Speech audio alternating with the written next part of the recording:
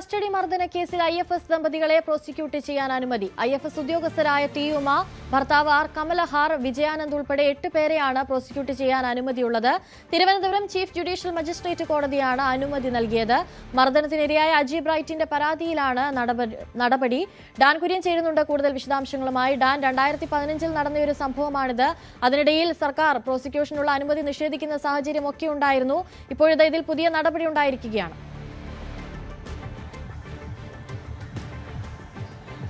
Idamalayar ആനവേട്ട custody മർദ്ദന കേസിലാണ് Thiruvananthapuram CJM കോടതിയുടെ chief judicial magistrate കോടതിയുടെ നിർണായകമായ ഇടപെടൽ ഉണ്ടായിരിക്കുന്നത്. നേരത്തെ സർക്കാർ പ്രോസിക്യൂഷൻ അനുമതി നിഷേധിച്ച കേസിലാണ് കോടതിയുടെ ഭാഗത്തുനിന്ന് CJM കോടതിയുടെ ഭാഗത്തുനിന്ന് നേരിട്ടൊരു ഇടപെടൽ.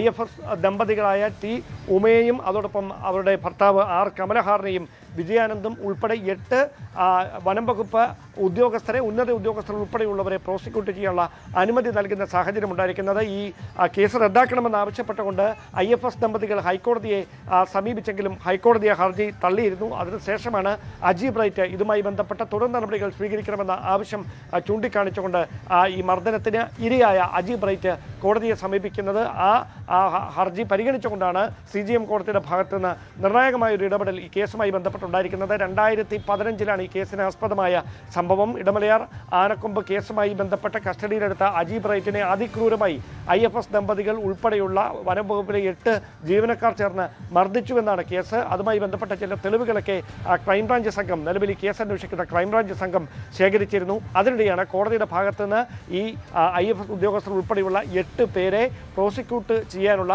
അനുമതി കൂടി ഇപ്പോൾ നൽകിയിരിക്കുന്നത്. ശരി, ഡാൻ കുര്യനാണ് വിശദാംശങ്ങൾ നൽകിയത്.